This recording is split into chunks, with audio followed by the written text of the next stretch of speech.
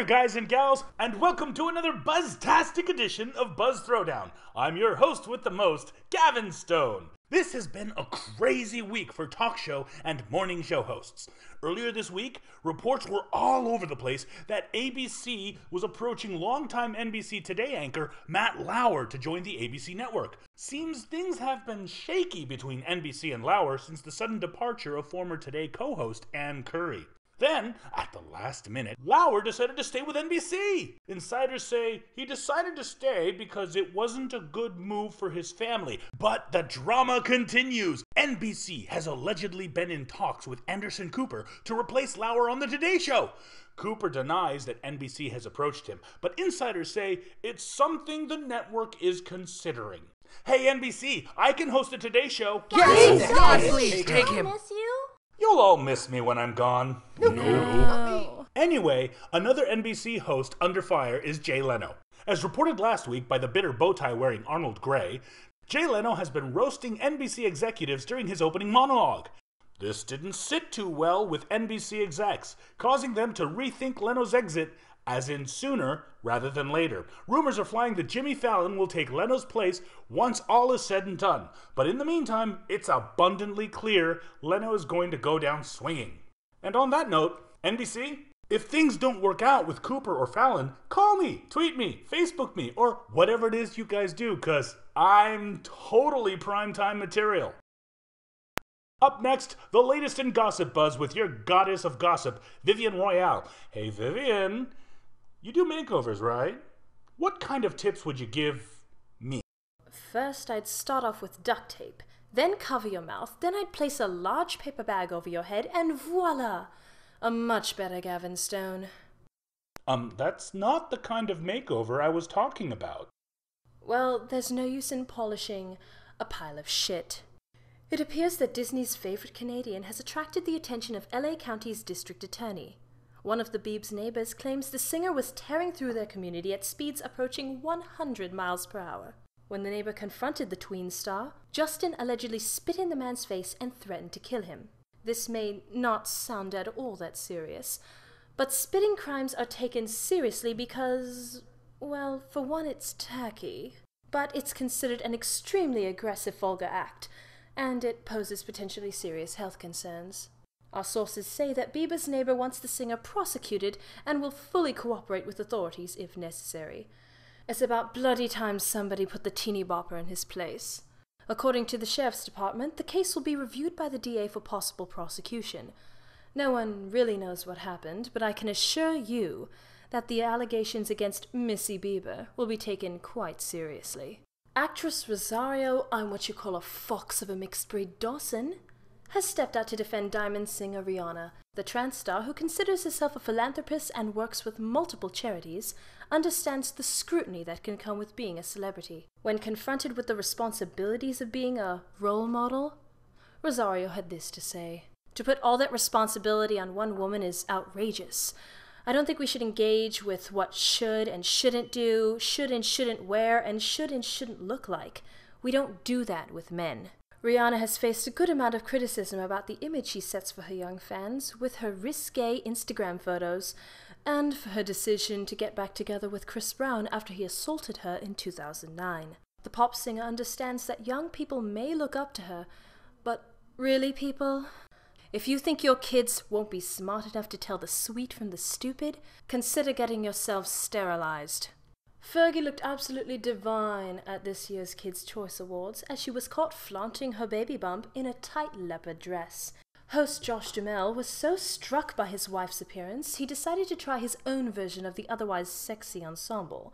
While Fergie looked absolutely scrumptious in sleek black pumps, Josh opted for blue sneakers to go with his daring look. Nice try, Josh. You're cute, but you'll never have the curves to pull off this daring do, darling. That's all the gossip buzz for now. Till next week, this is Vivian Royale of Buzz Throwdown. Ta-ta, my darlings. Mwah. Time for some movie buzz with our movie maestro, Sebastian Masters. Hey Sebastian, you excited about seeing me in the new G.I. Joe movie? I had no idea you were going to be in it. Who do you play? Yeah, I play extra number 2,145. Oh, you know, they needed help. So I was like, all right, I'll do it. Anything to be a team player. Plus, I was hoping Channing Tatum would become unavailable so I could take his part. Oh man, does he have an insane immune system. Gavin, you weren't trying to poison Channing, were you? That's so awful.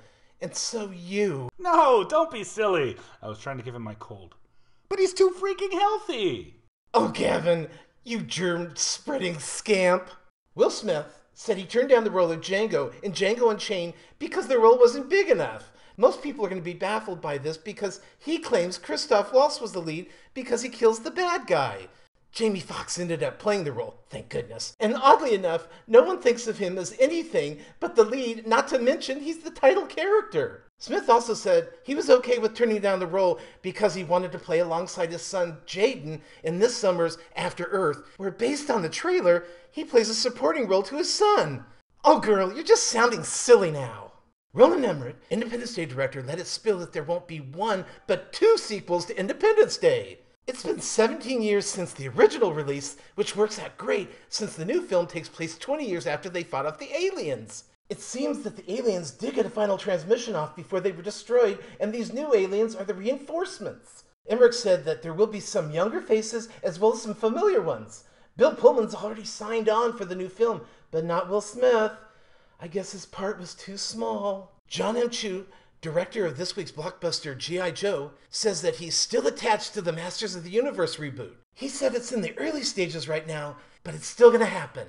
On the subject of reboots, MGM has joined forces with GK Films to bring the Tomb Raiders franchise back to the big screen. The movie will take a page from the new video game that's being developed with input from Crystal Dynamics.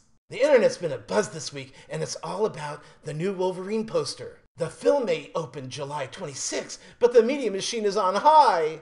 They released a new poster from the film that highlights Hugh Jackman's biggest assets, his bulging chest and washboard stomach.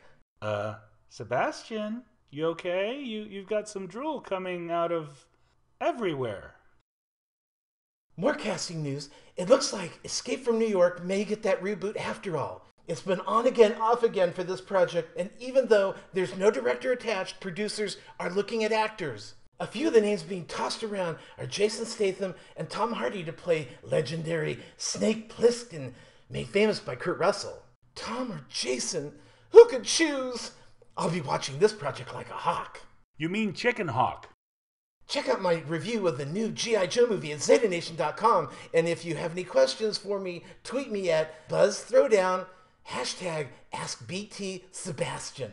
That's all the movie buzz I have. I'll see you next week right here on Buzz Throwdown. Time for this week's TV buzz from our very own diabolical menace, Arnold Gray. Hey Arnold, you upset about being snubbed for a daytime Emmy? I'd be heartbroken. Luckily for me, I have no heart.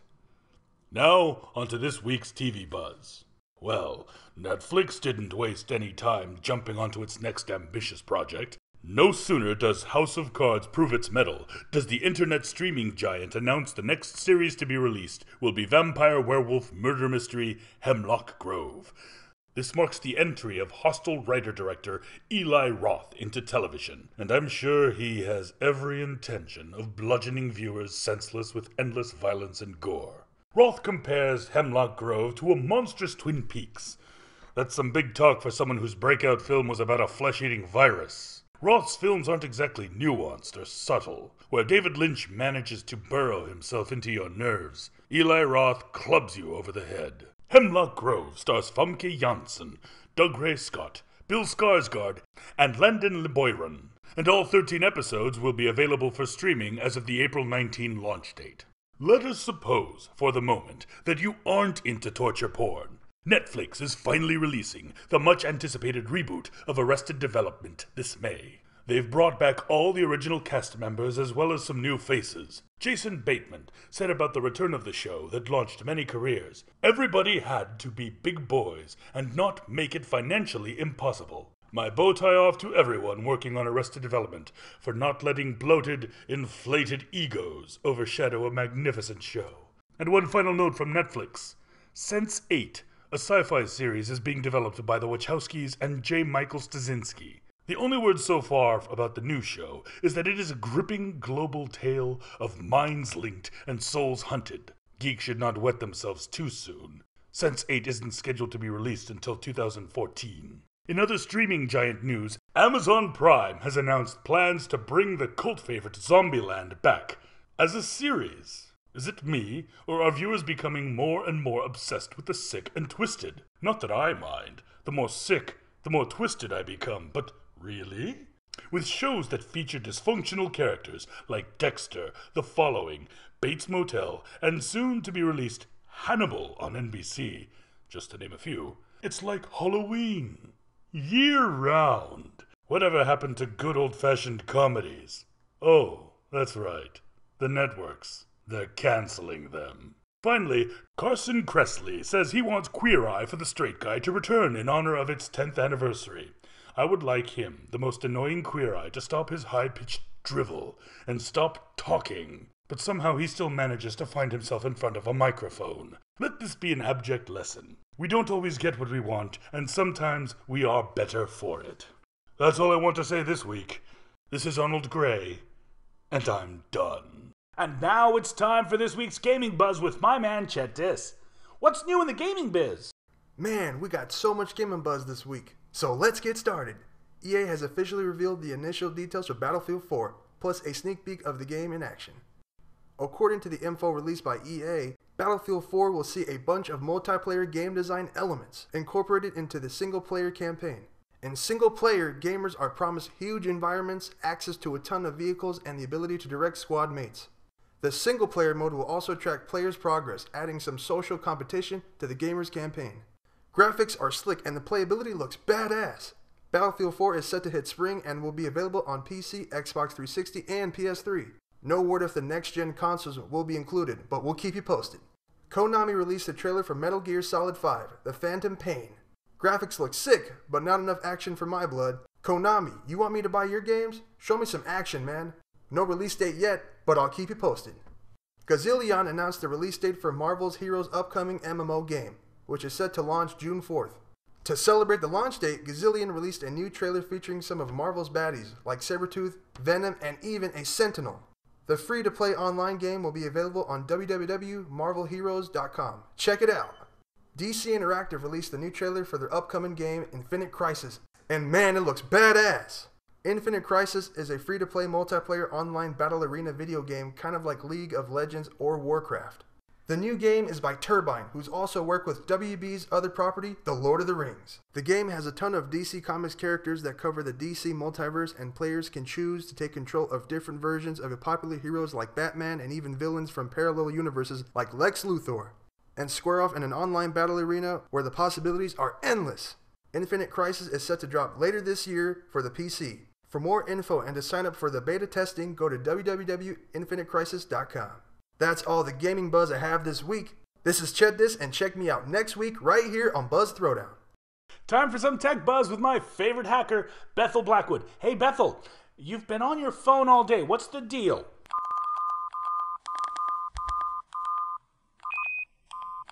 Bethel? Bethel! Pay attention to me!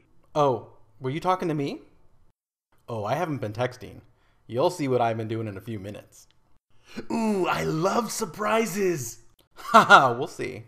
Hey everyone, let's get this tech buzz started. Have I told you guys how much I love T-Mobile? I loved them before and I love them even more now. T-Mobile just announced their new Un-carrier plans. This is a really big deal, guys. This is the first of the 4 major carriers to step away from a subsidized phone model and do away with contracts entirely. Every plan has unlimited text and talk, and you choose your data from 500 megabytes all the way up to unlimited. Now I know what you're thinking. Do I have to pay full price for a phone? The answer is yes and no. You can pay full price, or you can choose an installment plan. But the point is, this payment is not integrated into your phone plan. When your phone is paid off, your bill will go down because you're not paying for it anymore. And you can pay off the phone anytime. It really is an awesome idea. And speaking of T-Mobile and their awesomeness, they finally announced they'll be officially carrying the iPhone starting April 12th. T-Mobile has always let you use an iPhone on their network, but they never sold it. Well, that is changing, people. And you want to know the best part? If you choose the payment plan for the iPhone, You can get a new iPhone 5 for only $99. Take that, AT&T and Verizon. I love to see the underdogs kicking ass. And speaking of underdogs, we don't normally think of Microsoft as one, but when it comes to smartphones, Windows 8 phones are very much the underdog. But check this out.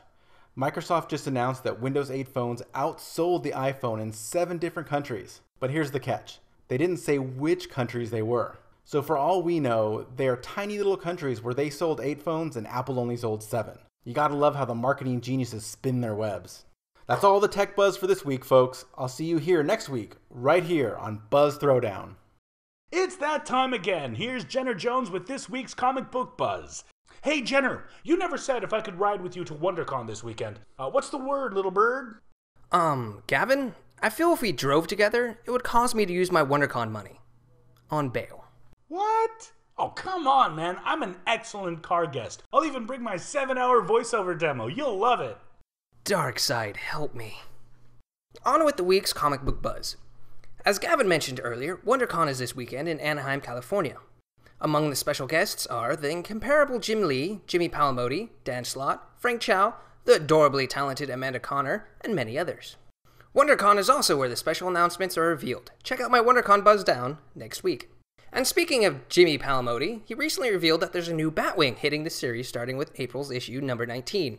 No word on how the current Batwing will exit the title, but Palmiotti said that the new Batwing is a familiar face in DC Comics. Palmiotti hints that the new Batwing's identity may be revealed in issue number 22. Nothing like a little mystery to make me pick up a book. In other DC news, after it was leaked the DC editorial wanted to kill off Green Lantern John Stewart, DC released a statement that they had no plans to kill John Stewart, and that they had major plans for the character. Interesting how quick the tide can turn. Yeah, as reported last week, Valiant's teaser image that was released last was indeed, in fact, the return of Quantum and Woody. The new series starts in July, and like other Valiant revivals thus far, it keeps recognizable elements of the original while looking to do something new, nifty, and while bringing in a fresh creative team. Writer James Asmus, currently writing Gambit for Marvel, and another Marvel veteran, artist Tom Fowler, who recently illustrated Venom. The original Quantum and Woody series was about a lab accident that left childhood friends, serious-minded Eric Quantum Henderson and fun-loving Woody Von Schulten bonded together. Series of editor John LaHope says fans of the previous series will find a lot to like about the new take, even though it's not a direct continuation of what's come before. I'm definitely adding this to my pull list. And finally, Age of Ultron 3, which was released this week, revealing a shocking last page that had me scream, "What the heck?" Then had me scream, "Freaking brilliant!" This plot twist made up for the first 2 issues' uberly slow pace. Check out Age of Ultron number 3, and you will not be disappointed. And that's all the comic book buzz I have this week. This is Jenner Jones, and I'll see you next week with my WonderCon Buzz Down, right here on Buzz Throwdown. Time for some music buzz from our little mistress of music, Aria. Who are you? Name's Gavin. What's yours? You gorgeously well-drawn mystery woman. Gavin, it's me, Aria. Vivian gave me a makeover. You like? Oh my god, you're Aria. But you're so, different and so not so bright. I just hit on a 17-year-old girl. I'm going to jail. Wait, Gavin thought I was 17? But I'm 20. Sorry, Vivian. This look just isn't for me. Especially if it makes Gavin pass out. It's quite all right, darling. You still managed to shut Gavin up, even if he is unconscious. Let's get started with this week's music buzz, shall we? Justin Timberlake's new album, 2020 Experience, sold almost 1 million copies last week. This also means that JT came in at number 1 on the Billboard 200, selling 968,000 copies of the 2020 Experience according to Nielsen SoundScan. It's the singer's best sales week ever and the 19th largest week for an album since SoundScan started tracking sales in 1991. Go JT with that sexy suit and tie. And this just in, the Fox comedy New Girl has enlisted Taylor Swift to appear in the show's season finale. Swift will play an important guest at Cece, Hannah Simone, and Shivrain, did I say that right? Satya Bibba's wedding. The New Girl season finale is set to air on May 14th. No word if she'll be performing, but I bet my soon-to-be re-dyed neon hair she will. And in movie crasher buzz, Rachel Spector, wife of Phil Spector, crashed the March 14th viewing of her husband's biopic. Spector claims she explicitly was not invited, and did what any self-respecting wife of an incarcerated music legend would do. She crashed it. Too bad it was a public screening, so there was no need to crash it. Anyway, Rachel Spector went in to say that she was talking to the director, David Marmot, and he said that he had access to her husband's trademark hair, and he measured them so he could get the height right. Spector went on to say she didn't know somebody snuck into her house and had access to her husband's hair. But HBO rep says Marmot used photos to gauge Phil's hair size, as he said at LACMA, and that Rachel was offered a private screening. Well, that's one way to get media attention. Well, that's all the music buzz I have this week. This is Aria, and I'll be back to my neon-colored self next week on Buzz Throwdown. Bye! Oh, okay, guys, that wraps up this week's Buzz Throwdown. Good show, everyone. And now, it's with great pleasure I announce the new host of Buzz Throwdown, Bethel Blackwood. Wait, what?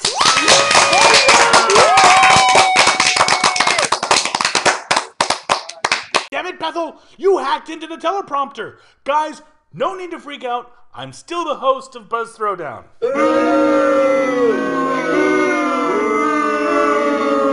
Damn it, Bethel! Someone get security!